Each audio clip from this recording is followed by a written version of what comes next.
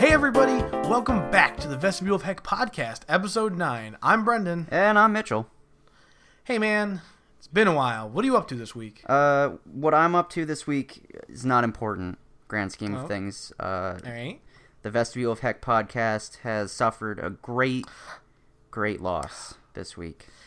It's true. It's what's our loss? Our loss this week, and I'd like to take just a brief moment of silence to respect our Lord and Savior, Rob Gronkowski.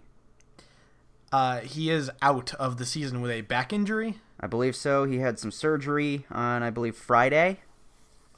And as an in memoriam for the season, I would like to name Rob Gronkowski this week's honorary Player of the Week.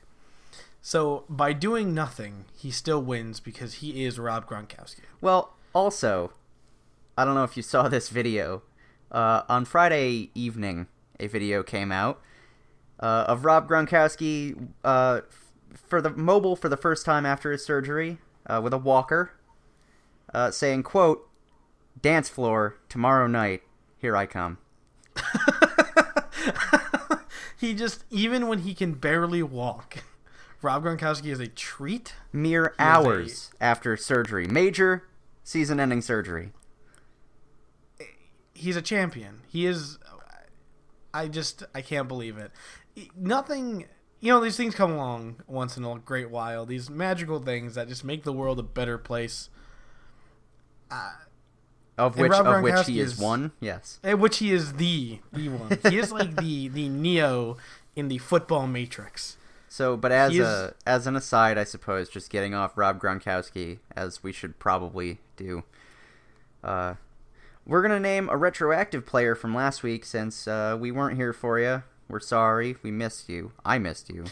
I missed you guys too. It's been crazy, holiday, and I have finals coming up, and, senior, and blah, blah, blah, blah, blah. So, lots of work, super busy. But don't worry, we're going to have extra cool video content up sometime this week, probably. That's exciting. I very much enjoyed making that. Oh my god. Yeah, I did not. Well, yeah. Retroactively, I enjoyed it. Oh, yeah, no, looking back, I'm like, all right, good time. But we'll talk more about that when it comes out. I tweeted out sometime last week a video that we got from NFL memes on Twitter. One of the best things to follow. It's a good follow. Yeah, it is a good follow. Also, not a terrible follow, Heck Media. Oh, yeah, heckmedia@gmail.com. Oh, shit, that's the wrong one. Heckmedia, @heckmedia. Heckmedia, @heckmedia on Twitter. I tweeted out Twitter.com/heckmedia. Twitter.com. Is that really the URL? I have no fucking idea. Who knows? I tweeted out a video of the Kansas City Chiefs game last week. So it was a video of one of their players, Tyreek Hill, high-fiving his teammate on a breakaway touchdown. It's just tremendous. So the clip shows them, they're right near the sideline, right? They're running up the right side of the sideline. And you see Tyrese come up, and there's no defenders, no one even close to him. And you see him run up, and he's not even the one going to get the touchdown. He just wants that high five. You mentioned it earlier, and I didn't realize it at that point. I'm like, oh my god, he's just there to give him a high five. Oh yeah, he knew. He just wanted a high five, bro. He didn't have anybody to tackle. He was just there. What the hell?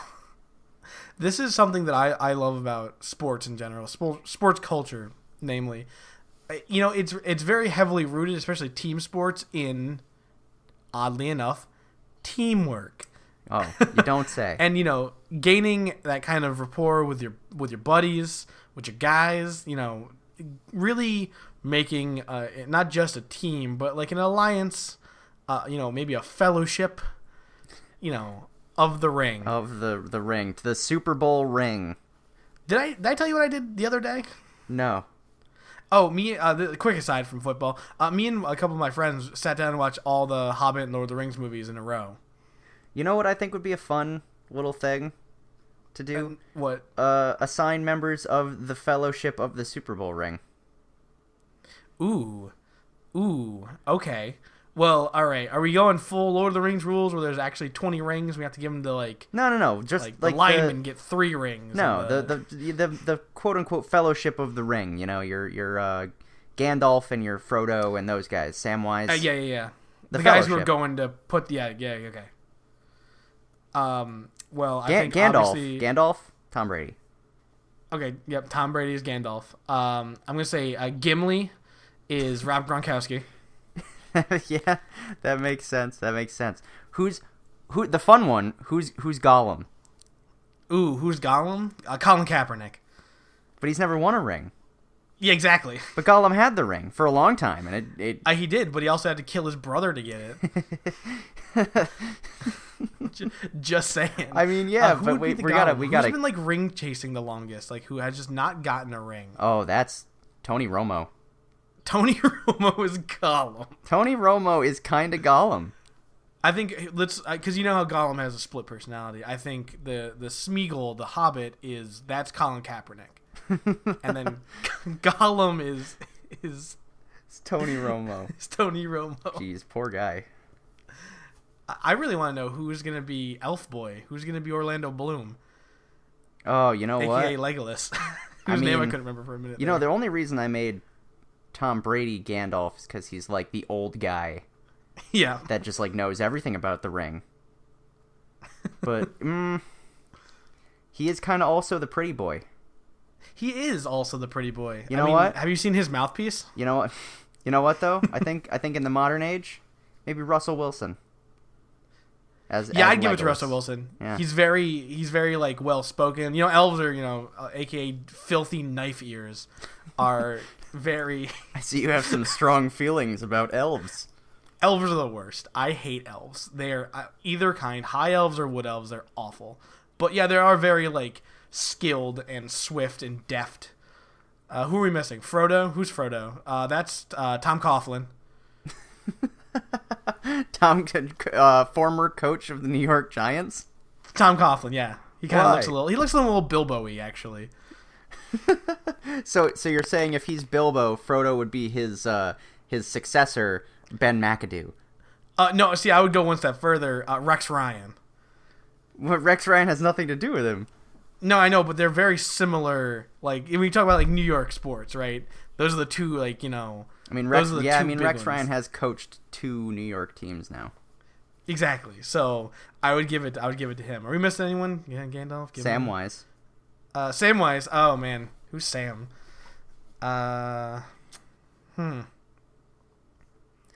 I'm going to point out beforehand, none of this is. We don't script this podcast. This is coming off the top. No, this is completely off the top. And I hate to go for another Patriot, but you got to figure Samwise. He's kind of the one that the homoerotic stuff gets made fun of about, and like not super important, but like he's on a very important team. Right. Danny Amendola. Tiny white wide receiver for the New England Patriots. Perfect. We mentioned it the other week. Maybe it was last week. The Patriots just being the oddest team. Yeah, just tiny white guys at the skill positions, and flanked by 2 to 3, depending on the day, giant tight ends. We almost missed a guy. We almost missed one in the fellowship. The Ranger Strider, a.k.a. Aragorn. Oh, yeah. Who's Aragorn? Who's like the most generic football player? Like probably quarterback. I mean, probably you know not. what we're missing as far as team composition goes, right? Is a running back. Missing a running back? Got any good ones in mind? I mean, I'm not super confident about Aragorn's. He's the one that does he die really quickly? No. That's the character played by Sean Bean. That's Boromir. That's Boromir. Boromir dies. He's the one that does the meme. This is such a weird mashup of like sports and just really nerdy bullshit, dude. The highest fantasy, perhaps. Talk about fantasy sports, am I right?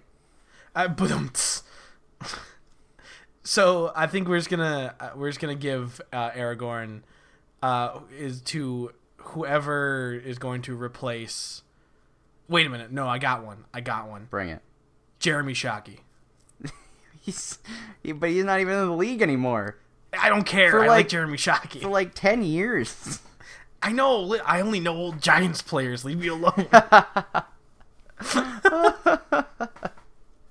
I haven't been watching a lot of football this season. It's not my fault. I mean, it's been bad this season. Well, apparently the last season of football I watched was a decade ago. Yeah, apparently.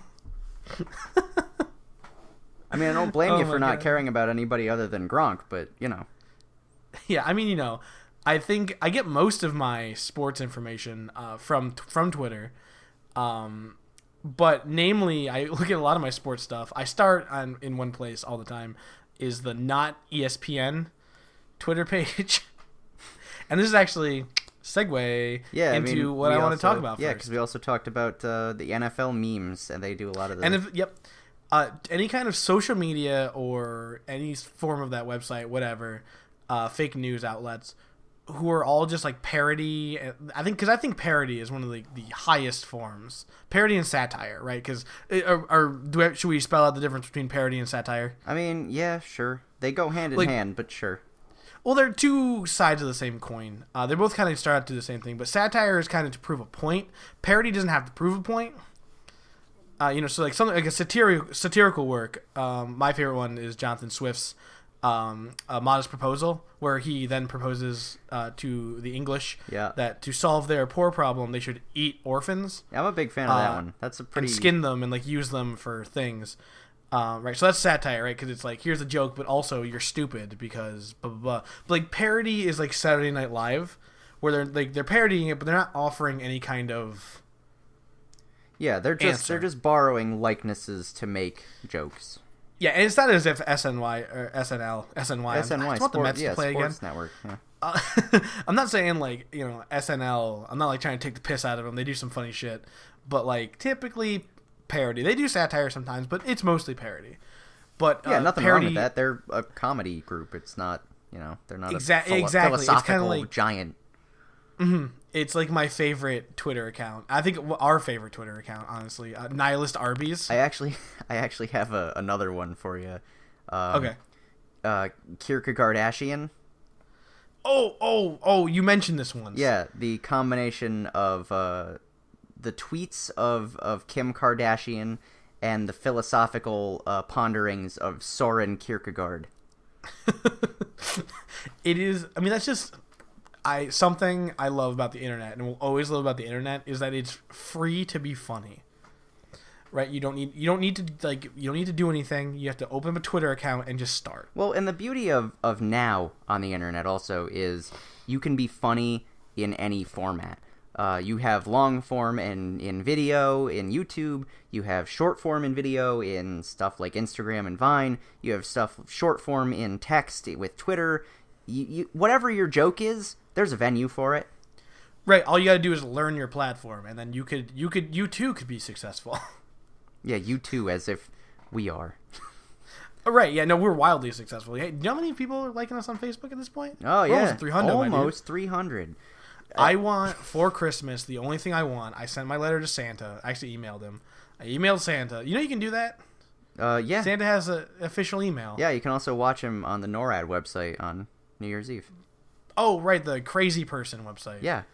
Well, I mean, Crazy Person 99% of the year, and then the remaining 1% of the year, crazy people and children watching Santa. All right, let me finish this thought. For Christmas, I want 300 likes on Facebook. That's what I want. Well, actually, you know what? You know what I want for Christmas? Your 2 front teeth? Well, sure. But for even half of those sons of bitches on Facebook to follow us on some other social media.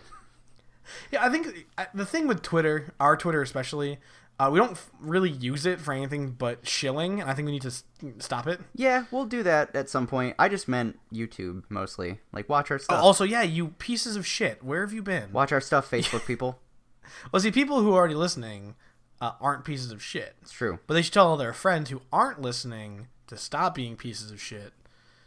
I also think once we get more short form stuff up, we got the videos coming up, we'll definitely see an increase. Oh, for probably. Sure. Yeah, because based on our Inside Baseball, welcome to the weekly Inside Baseball segment. based on our YouTube analytics, people are watching about 15 or 20 minutes of each episode. So, which I'm kind of okay with. Oh, it's fine. Pick and choose.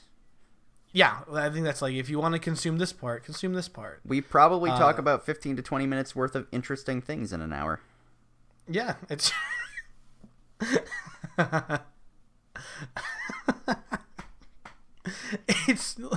Listen, I like doing this because I think it's fun. This podcast specifically, like I said, our shorter form content will get us more whatever. But there's like a few people who definitely listen to this every week. Yeah, and I like it, and it's like, and that's what's cool. important to me. Exactly, like that's what you got. Okay, whenever you make something, all right, be happy with what you make. Like make something that would make you happy, right? And then if it garners attention, great, right? But you will always be happier with a piece that you enjoy than be having something that's not. So let me break something down for you, audience.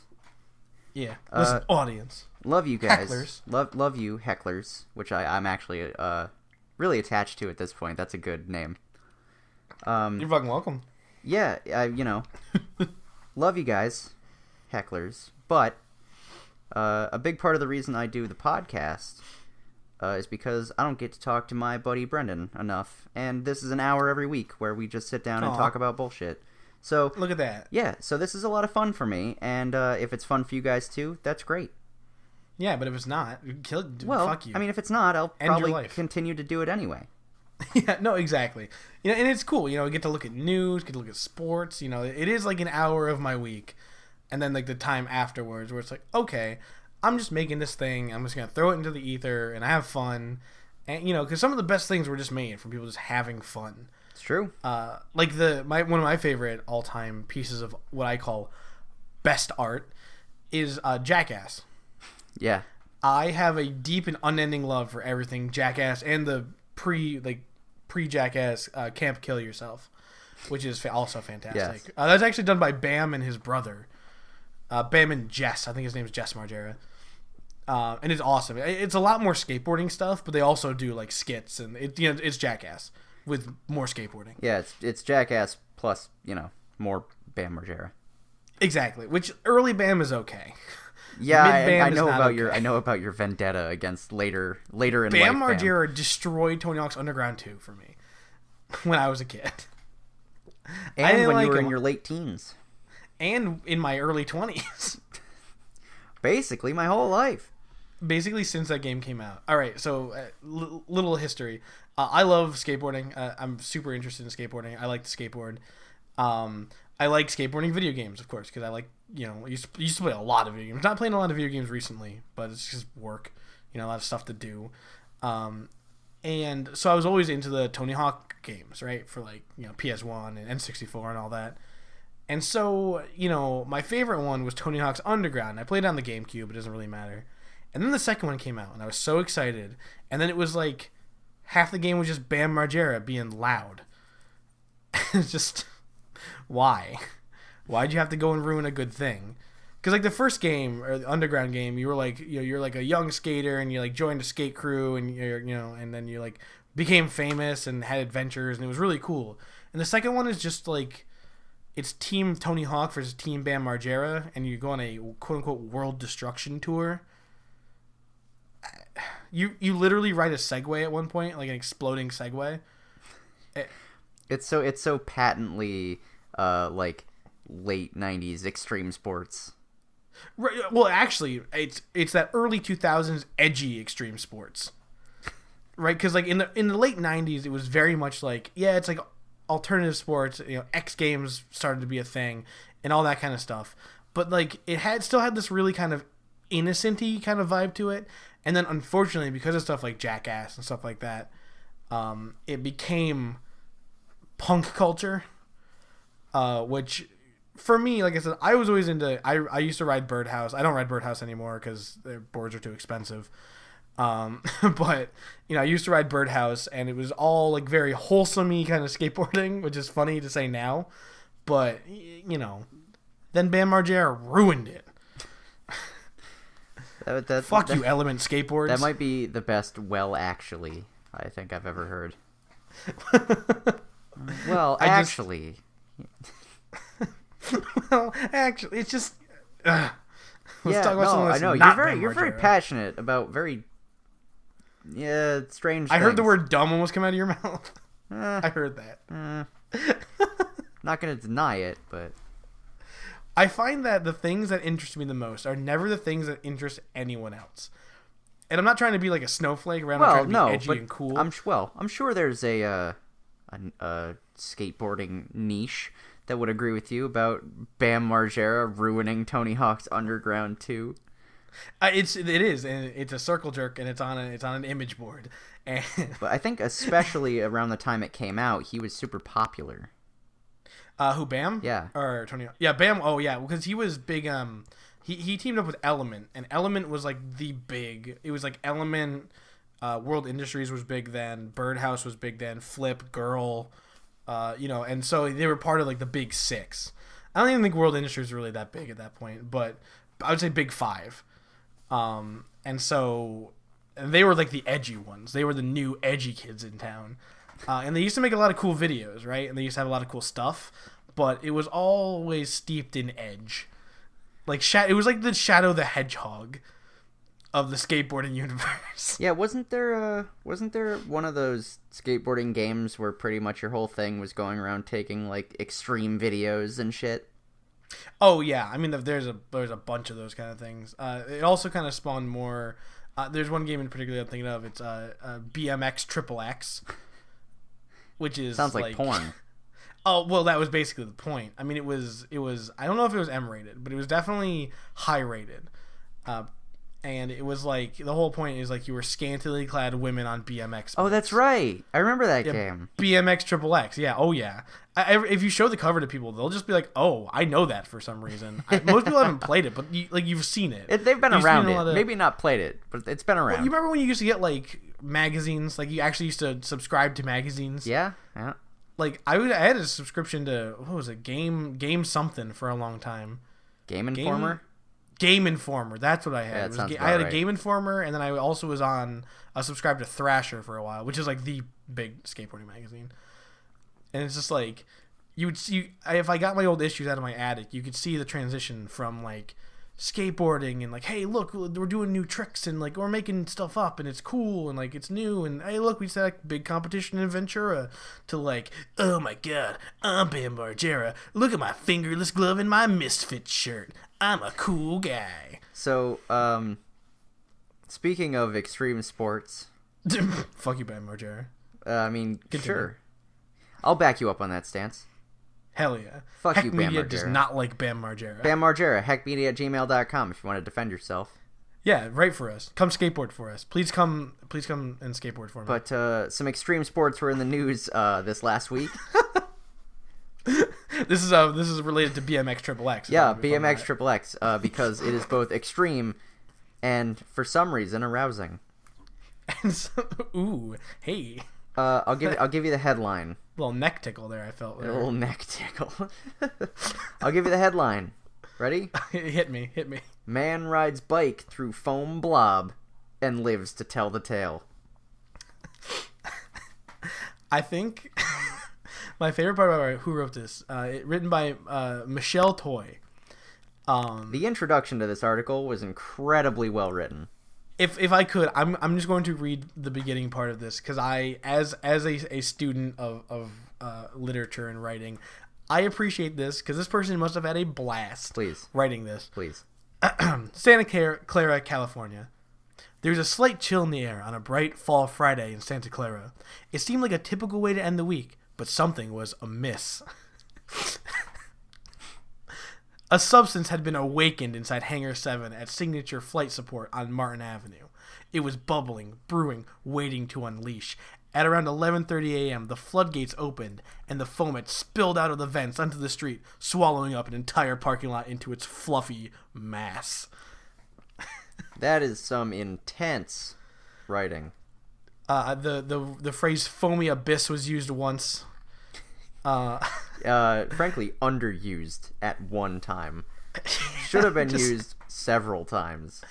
And the gentleman they interviewed, the man who rode his bike through the foam blob and lived to tell the tale, Mr. Blake Harrington gets the Heck Award of New Champion of the World.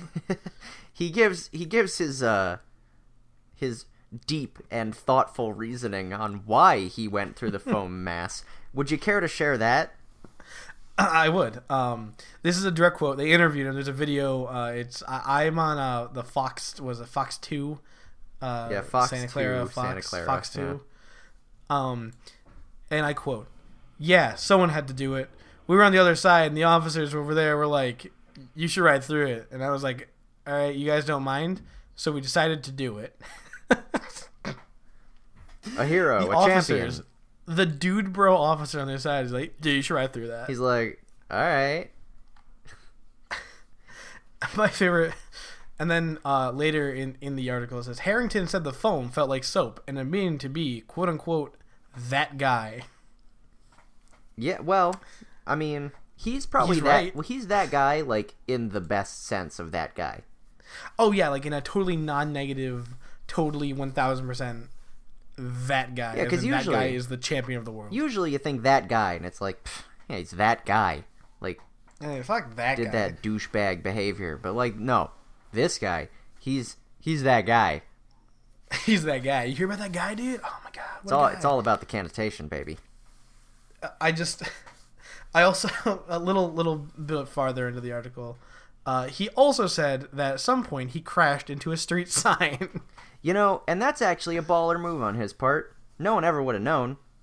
No, there was 10 feet of this horrible foam. He disappeared. It was like fire extinguisher fluid or like something. It was basically some stuff, foam to extinguish fires that was in a hangar. So, like, in case of a fire in this hangar, it would have released all this foam. But instead, it got directed onto the street. Little did they know that the fire was actually outside. I mean, his name was Blake. Yeah, I was going to say, I bet this foam was just like, Blake's coming through later. Better put out that heat. Oh, dab. His expedition was not to be replicated as the firefighters blocked the area off with red tape as soon as the explorer found his way out. Explorer. Found Expedition. his way out. After his ride and covered in foam, Harrington decided that he was headed back to work. This guy, when he went to the bar that weekend, he was inundated with 1,000 drinks. That is an experience, man. That I would have paid for this man for the night. Man, you know, all right, I would probably pay some good money to be allowed to walk into this foam pile and get lost on my own. Yeah, right? It's like, get lost. Well, that's got to be a super cool experience, just be able to walk in the middle of this and be like, I can't see anything.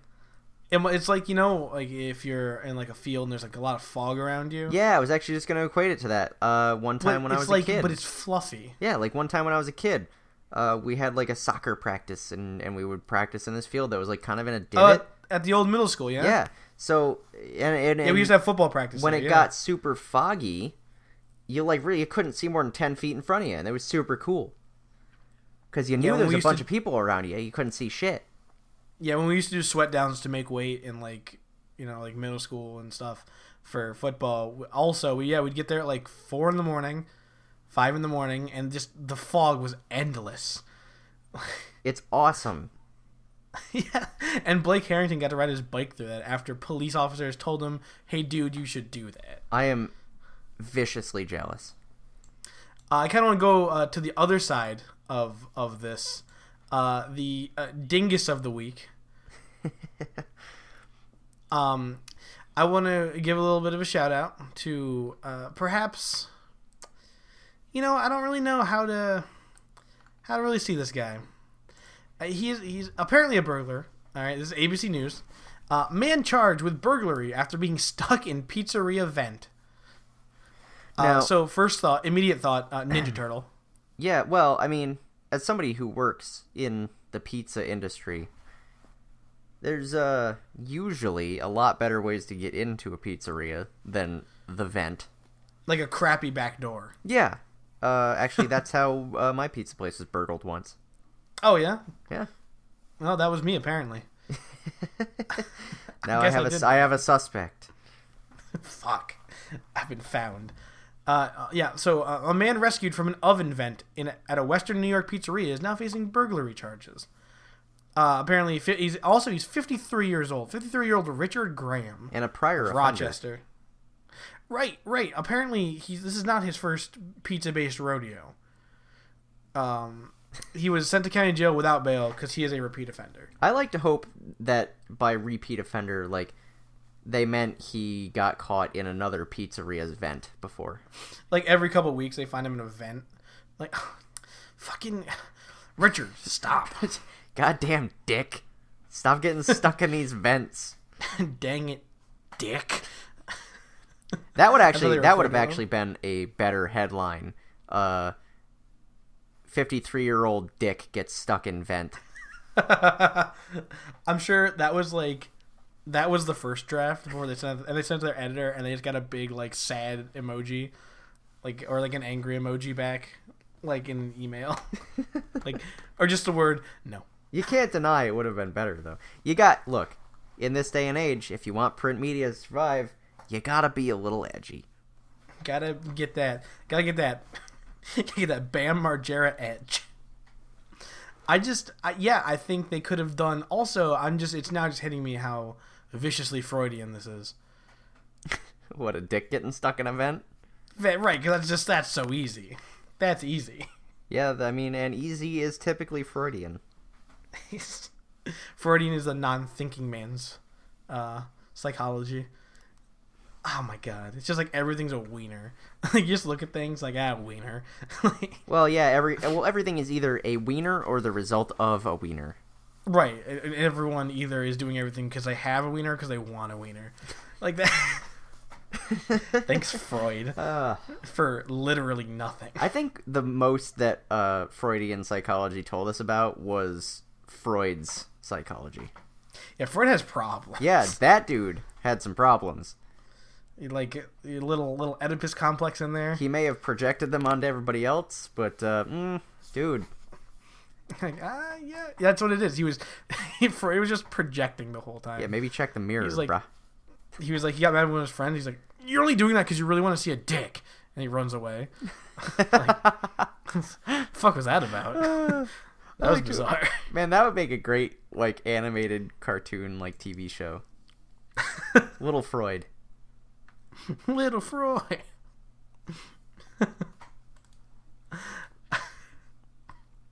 That's fucking magical.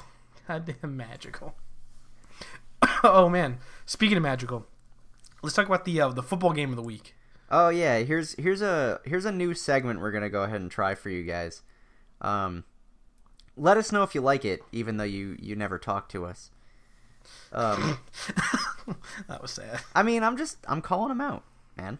Yeah, you hear that, nerds? Calling you out, hecklers. Live up to your name. Heckle us, please. So we're gonna try out this segment and see if it's substantial enough. Let's call it Game of the Week because because once football season's over, we'll pick up basketball or hockey or baseball or something. Mm-hmm. Combination of. But this week we're gonna have the Game of the Week is gonna be the 49ers versus the Bears. So the idea of the Game of the Week is a game that's already happened and we know was full of shenanigans and chicanery. Yeah, when you say Game of the Week, not necessarily the best game as far as talent, but the best best team in terms of memes. As far as entertainment purposes go. Right, like you really got your money if you watch this game. Like this is you got your money's worth. So this was the Game of the Week, 49ers versus the Bears. We have a couple notable stats. The first being that Colin Kaepernick, repeat, conversation topic on the Vestibule of Heck podcast, took more sacks than had passing yards this week. And I'll if I haven't said this once, I'll say it a million times. Nobody talks about Colin Kaepernick because he's good at football. No, not for the last few years. Well, yeah, recently, especially recently. I said it the first time we brought him up, back when the whole kneeling for the national anthem thing was a thing. Colin Kaepernick is not a good football player anymore. He was removed from the game in, I believe, the third or fourth quarter. I think the phrase you're looking for, he was put down. Yeah. Is But at the time of his removal from the game, he had a total of, and again, this is the third or fourth quarter, he had a total of 4, count 'em, 4 passing yards, and was taken down behind the line of scrimmage by defenders 5, count 'em, 5 times. That is Brown's level of That is stats. Almost unconceivable. That's a Brown stat. I also want to point out that in this game, there was no completed passes until halfway through the second quarter, I believe, right? Yeah, and I would like to say that there were a couple before that, but they all got wiped out by penalties because both teams are terrible. Yeah, penalties. Penalties are the best part of this game. Mitchell, can you tell us why penalties were the best part of this game? I would love to. So I was actually watching this game for this because on Sunday afternoons, I don't work till a little bit later on Sundays, so I get to watch the first batch of games on Red Zone. Hey. So when the 49ers intercepted a pass and ran it back for a touchdown, they were obviously ecstatic because that is cause for celebration on any team, even a good one. Right. While they were celebrating, however, and by they I mean almost the entirety of the players that were on the field at the time, one of the refs signaled that the person that intercepted the ball had stepped out of bounds at the 4-yard line. Right, so there was no touchdown. No touchdown. Uh-huh. Now, now, real quick though. Meanwhile, I didn't tell you this before. Meanwhile, at least one of the players on the 49ers had laid down on the ground in Chicago and started making snow angels. What? I mean, I understand being hype, but how hype is too hype? Well, you know, what are you going to do?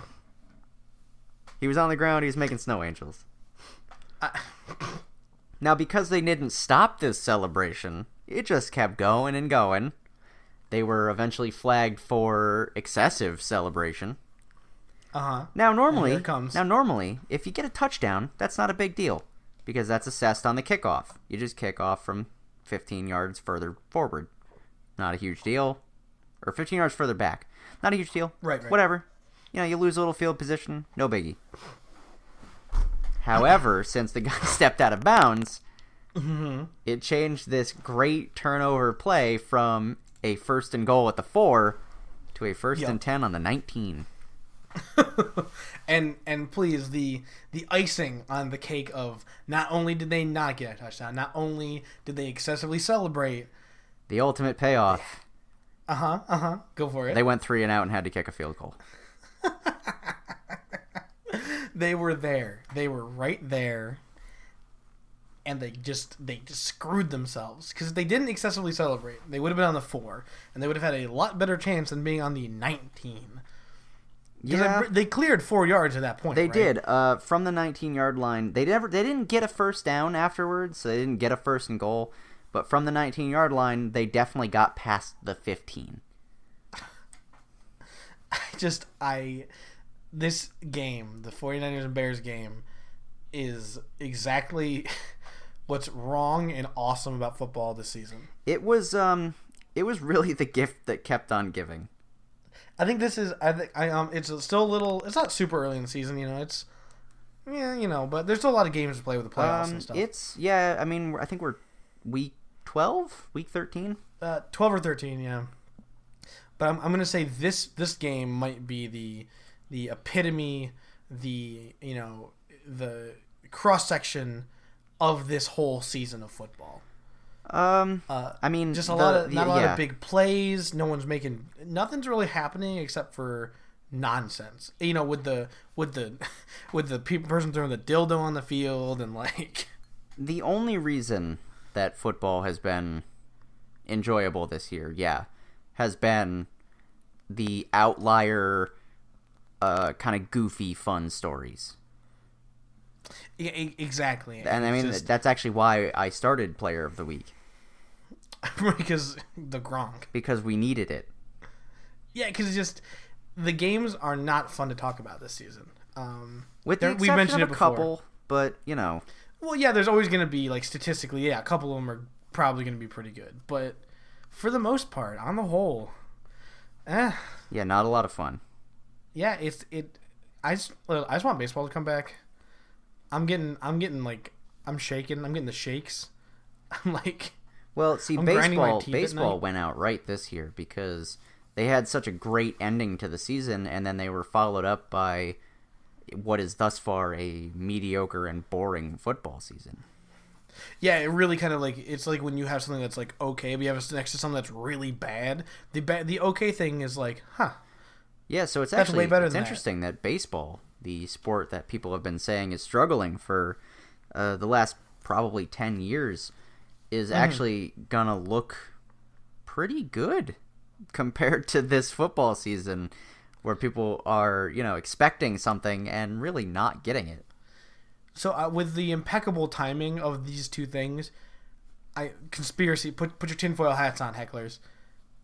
You think the Cubs, you know, some a little wanky about that? Some a little bizarre? I think this happened to win this year? And you said no, wanky. I meant wanky. I know what I said. Wanky. The Cubs masturbating in there? Yeah, you think that's what they're doing? I mean, maybe. What's your point? They're jerking off on other players' equipment and they don't want to use it, so they play worse? I mean, what's your point, though? What I'm saying is that it seems a little bizarre that, like, and it's kind of suddenly, you know, the Cubs, they kind of exploded. Well, you say that, but they've been it's been steady, but like they've been steadily inclining, but probably within like the last 3-4 years, there's been like a boom. Right, because obviously they can't come from like last place to first place and have nobody question it. Although I feel like it was orchestrated. To be fair with the Cubs, they did sign a new general manager and manager, and they have mob connections, and they paid off all the other players. Well, you know, there's change in management, and suddenly they're doing well. But not only does that make too much sense, it makes entirely too much sense. But when you look at the pedigree of the two people that they hired, one is a guy who is tremendously good at the analytics, which is super important in baseball, and the other is Joe Madden, a noted players manager in baseball who does super well to bring an otherwise not great group of people together to overperform. No, see, that's a little suspect too. Joe Madden, maybe related to John Madden. John Madden has a lot of money. Maybe he paid off the teams. All I'm saying is something's weird, and I don't like it. Well, I like it when nobody likes baseball. I have to see that doesn't make any sense to me. It doesn't. No, we're back to the I like things that other people don't because I'm retarded. I mean something wrong with my brain. But what's been a constant in all of this. Well, it's the other major sport in the U.S. Oh boy, it's basketball. It's a thing that we don't talk about enough on this show because I love basketball and you don't know anything about it. I know very little. I had to look up the thing we're about to talk about to make sure I understood what it meant. Yeah, we're doing a little stat dump on you this week because I like stats and I think they're a fun conversation piece. They definitely are because I get to learn things, especially about basketball. You know, when you're back around, we got to watch a basketball game. We definitely will. We should go to the bar. No, I'll just be drinking. We should sit in your house. Yeah, we should sit in my house and watch a basketball game because then you'll actually watch the basketball game. Right. So this stat for anybody that watches basketball is actually a tremendous stat. Russell Westbrook of the Oklahoma City Thunder is averaging through 21 games now a triple-double. And for anybody who doesn't know what a triple-double is, it's double digits in 3 of a certain number of stats. So in this instance, Russell Westbrook is averaging double digits in rebounds, assists, and points scored through 21 games. And this is I've been told this is a really good thing There's only been... That's my input for this conversation. Yeah. I mean, we'll keep this one brief because, again, I don't even know how much the audience cares about basketball. Because we've done well talking sports, but again, we don't talk a lot of basketball. Right. Well, I feel like basketball has a lot less spicy memes. Like football is pretty rife with spicy memes. Well, see, the thing is, you catch them a lot more because in football there's 8 games a week or whatever, 16 games a week rather. Yeah. Ish. 15 games a week. Yeah, sure. 15 is more accurate. Whereas with basketball, there's 30 teams playing 82 games apiece. So every week there's like fucking 40 games. Right, yeah. So in this scenario, we have a guy who is doing a thing that basically only one other person has done ever in the history of basketball. And it's a guy that if you know basketball, you'd know his name. It's Oscar Robertson. He once averaged a triple-double for an entire NBA season, which is absolutely unheard of because on the list of most games into a season with a triple-double average, he is both first, second, and fifth. So he's so what I understand is that he's pretty good. He's pretty good. And then you have Russell Westbrook, the first person to do this since the 1960s. So he is also pretty good. Yeah, and here's a name that everyone might know. Magic Johnson. He averaged a triple-double for 8 games into the season, otherwise known as less than half of what Russell Westbrook is doing right now. So Russell Westbrook, oh my God, Russell Westbrook, that was I'm sorry. You're dying. I'm sorry, everyone. Russell Westbrook, why am I having, I had no problem saying this before we started recording, is really good. Really good. And that joke took about 7 minutes to come out. Like, and he's actually on the team that I know you're kind of passively following basketball this year. Yes, I have the NBA app. So you might know that Kevin Durant is a player for the Golden State Warriors. Yes. As of last year, Kevin Durant was a player for the Oklahoma City Thunder. Which is who Westbrook plays for, right? Correct. So a team that had 2 absolute NBA superstars and likely Hall of Famers now has 1. So one ultra star. Yeah, but one that the entire offense is running through. So he's really shining this year. So this is the maximum Westbrook. Maximum Westbrook. But it's just a thing that got the quad damage from Quake. It's just the thing that I think is fun because I like basketball. And actually, you'll see that once football season is over, I'll be coming at you with a lot more because I'm going to keep the Player of the Week segment going also. Oh, well, it's a great segment because it lets us, do that. But I know what sells, and football sells. But once football is done, you watch out. It's going to be basketball players. It's actually going to all be Canadian hockey players. Yep. Yep. It's going to be it's going to be Canadian Football League, and it's going to be what's it called? Like the Indoor Football League, the American Indoor Football League. That doesn't. Arena football. Arena football. Thank you. It's going to be arena football players. Yeah. I think arena football should be cooler. Like, it should have, like, traps. It should be like, did you ever play a game on the Sega Genesis, a Mutant League football?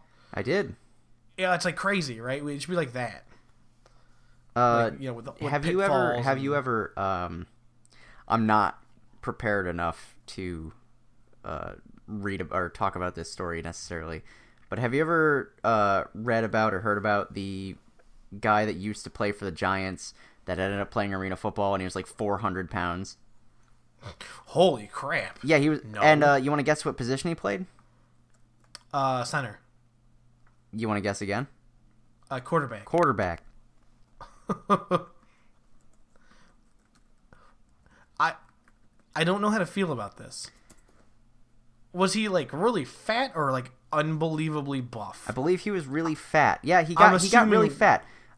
Jared Raymond Lorenzen, a former professional football quarterback, has also been commissioner of the Ultimate Indoor Football League.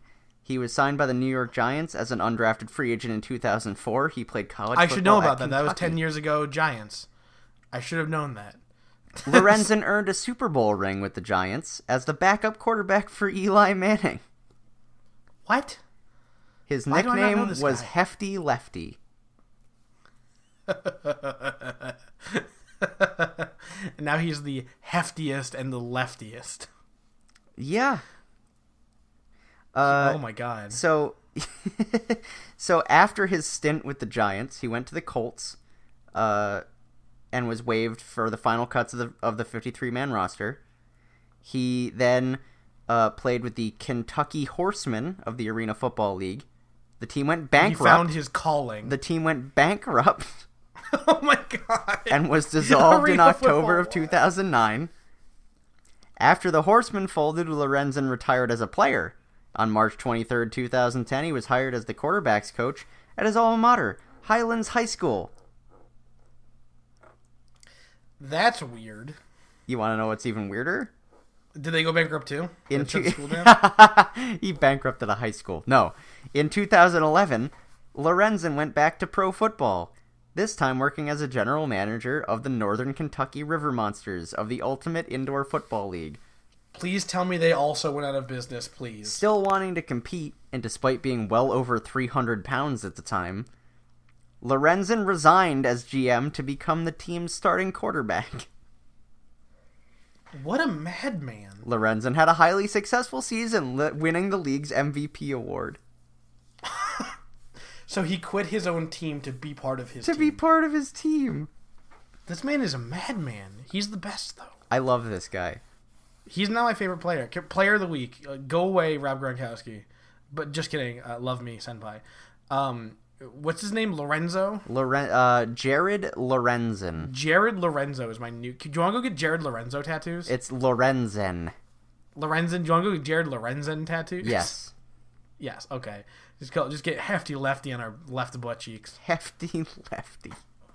And then whatever... What was the name of the team that went out of business? The Kentucky Horsemen. We'll get their logo. Oh, it's so good. That's a top tier meme tattoo if I've ever heard one. I'm actually looking at his college stats, and they're not bad. Well, yeah, I mean, he was the second string for the Giants, and that was when the Giants were good. It was when the Giants were good. They won a Super Bowl. Exactly, they were the best, actually. They're literally the best. Oh my god. Well, we're running up on time here. Lorenzen. I'm actually pretty happy with Hefty Lefty being the last thing we talk about. I'm very okay with that. Usually, sometimes we'll get a little sad on the podcast, get a little real. This time, nope. All memes. It's all Hefty the Lefty, time. baby. That's not going to be the name of this. It's all Hefty Lefty, baby. That's the name of this podcast. Book it. Episode. No, fuck it. We're going to change the whole name. We're going to rebrand. The Hefty Lefty podcast. It sounds like fat Hillary Clinton supporters. Like a... Hefty, and they're on the left. They're hefty and on the left. Hefty lefties. All right, I think that's a good note to go out on. Yeah, I mean, good as any we're gonna get. All right, did you have anything else you wanted to bring up? Are you good? That's really it, man. I got Hefty Lefty into the conversation. All right, for Heck Media, this has been Vestibule of Heck, episode 9. I'm Brendan. And I'm Mitchell. Have a great night, guys. Thanks for listening.